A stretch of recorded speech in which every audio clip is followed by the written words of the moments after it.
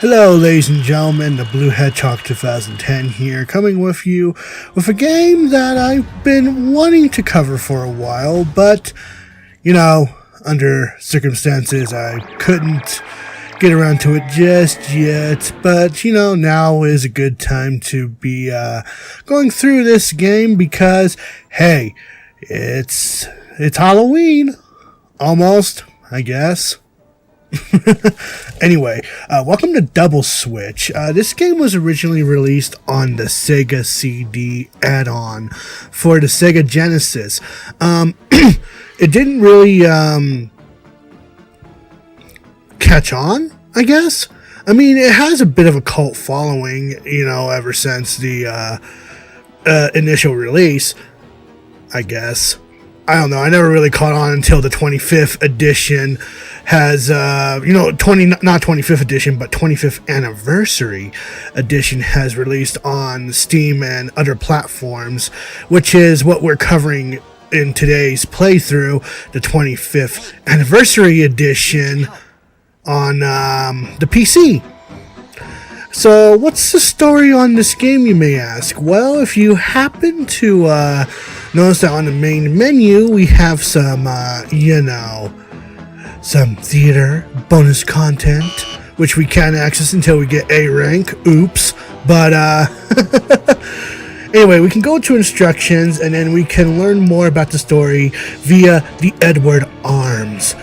And, I'm probably going to go ahead and be reading this here. At the turn of the century, famous industrialist Lionel Atwater Edward III financed an archaeological expedition to Egypt's Valley of the Kings. As a side trip, he visited the treasury of Isis, the mythological figure believed to hold the key to the pharaoh's riches. At the time of Edward's visit, stories circulated widely of a vast treasure within the building, but generally these stories were regarded as incredible rumors. However, one fact from the era has been recorded. A priceless statue of Isis vanished from the tomb at about the time of Lionel Atwater Edward III's expedition. Lionel Atwater Edward III returned to New York to being construction of his much heralded mansion, the Edward Arms.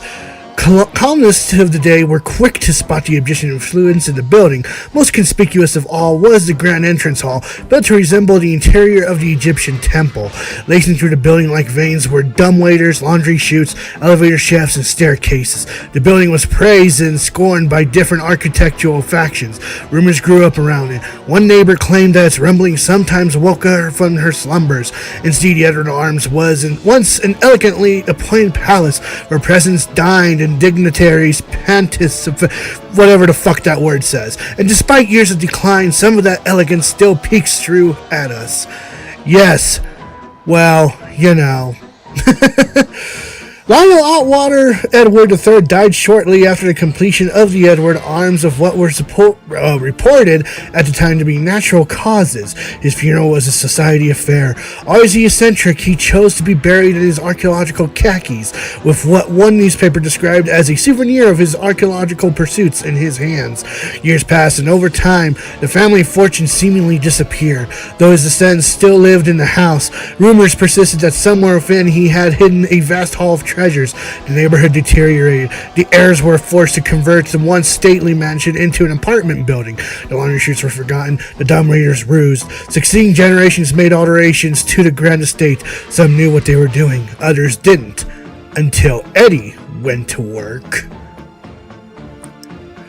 Raised by eccentric parents, Eddie explored every nook and cranny of his ancestral mansion.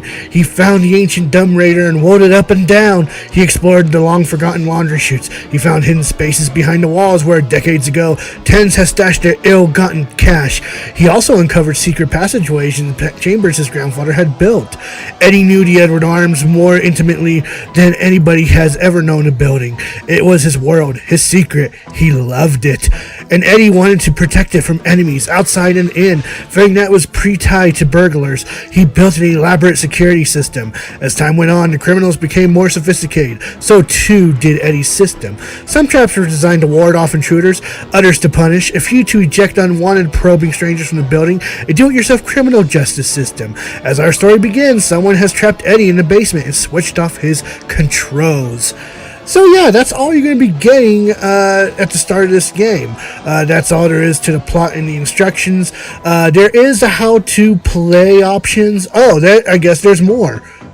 I think. No, there isn't. But anyway, there is more to how to play and playing the game and general tips and blah, blah, blah. But yeah, that's about all that you're going to get. For this playthrough, we're actually going to be using a different interface as well as a different notification. We're going to be using the PC interface and the modern notification, so I know what the fuck is going on in the smaller screens. And yeah. Hey. Hi.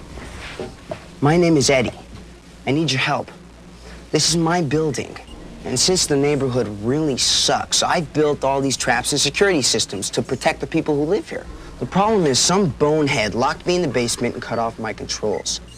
Except they forgot about the phone lines, which is how I got you in. Now you can protect the tenants and get me out of here. You and me are friends, right? You gotta help me. Anyway, I designed the whole system. Now this is the lobby. That's Elizabeth, she's the manager. There's a problem, don't expect her to deal with it, okay? You can see the traps and triggers for each room by pressing the start button. Oh yeah, to get me out of here, you gotta get the number from each of these power boxes. Now they flash on when anybody opens them, so you keep your eyes peeled, okay? This is Brutus. He just got out of prison. You gotta watch out for him. I don't know what he's up to, but I don't like anybody snooping around my place, okay? This is Alex's room on the second floor. She's a new girl in town. She says she's a journalist. I think she likes me. Lyle, the handyman. He's the one who's been screwing everything up around here. Trap him whenever you can. There's an emergency alarm going off in Alex's apartment. Use your cursor to get up there, see what's going on. Okay. How do I do that, though?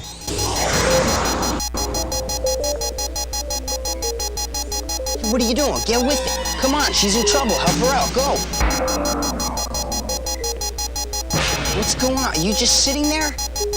I'm talking to the wrong guy. You're out of here. Yeah, this game contains some quirky game overs like that, to where if you aren't, if this game requires you to be on top of it all, and as you will see why in this entire playthrough. All right. Are you sure you're ready for this? I mean, you gotta be quick. You gotta go where the action is and use the traps. That's what they're there for. Alrighty, so with that, you're gonna have to quickly go to Alex's room. There's someone in my apartment. Stay here and cover me while I check things out. And now we gotta keep an eye on Alex. Uh-oh, I'll save you with the many traps.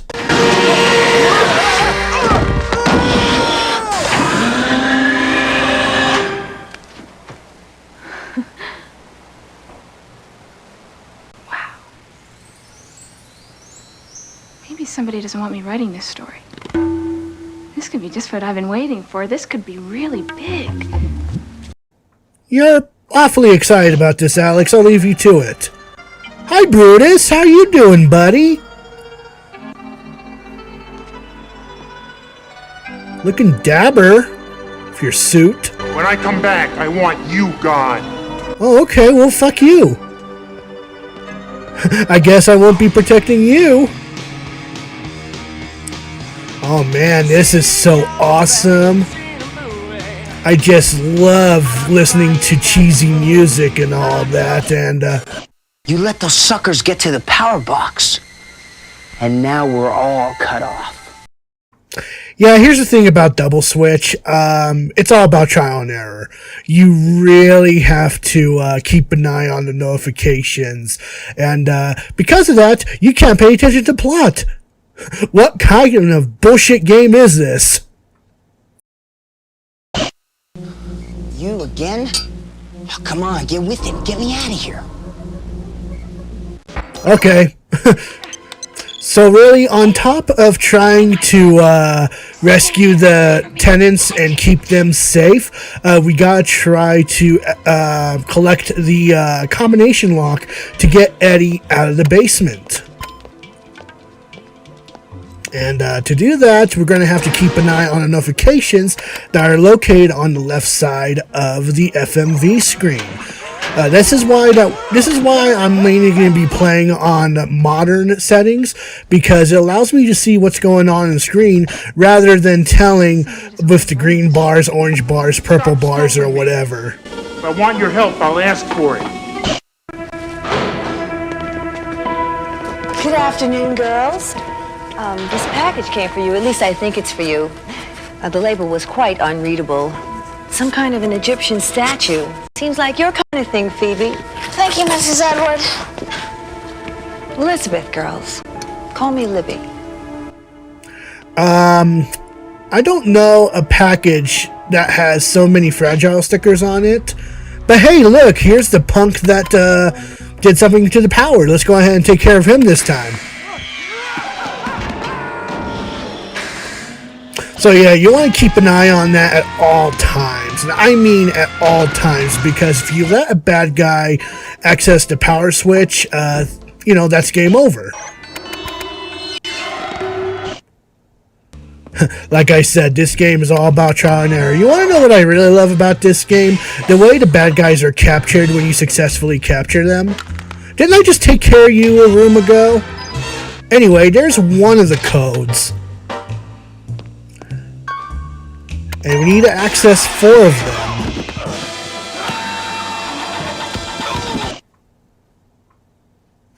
The statue was found in a dig by a guy named Lionel Atwater Edward, an American, back in 1912. Wow, it looks a lot like this. Uh-oh, Alex is in the basement. Let's keep an eye on her. We want to keep an eye on her because that's what Eddie wants us to do. And oh no, there's a killer. Whatever shall we do? I know just the thing that we can do. We'll rescue her.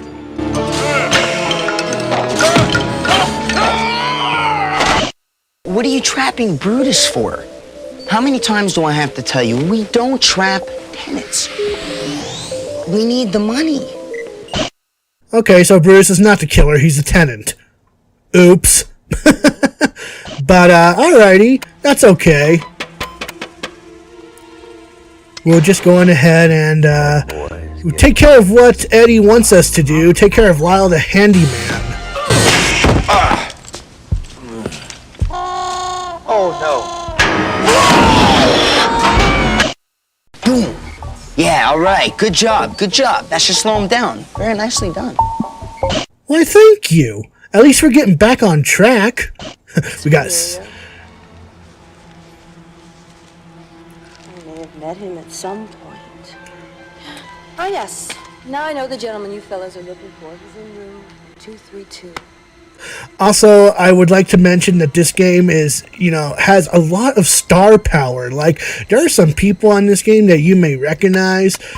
Like Elizabeth there, she's a singer. She's responsible for that song, Call Me. Yeah, I don't know her name exactly, but, yeah, that's a bit of a fun fact for you. You gotta do something about that mob guy. I'm serious. He almost put me on the obit page. Sorry, I'll do a better job. You're letting those suckers get the upper hand. Come on, get with it, pal. I'm trying, but I want to pay attention to the plot as well as trying to, take care of the bad guys. But I'll do better this time. At least I got the second number to the combination lock. Boom, there you go. But here's the thing, while this is going on, you really have to pay attention to notification because you can miss the second or the third number to the lock. Yeah, this game's bullshit, but I love it. Get you. Wanton, is she lustful? You love it, don't you? You love it, don't you? Oh man, I love the way that these guys try to approach things. I love how in this game, the way that they're captured, like this one for instance.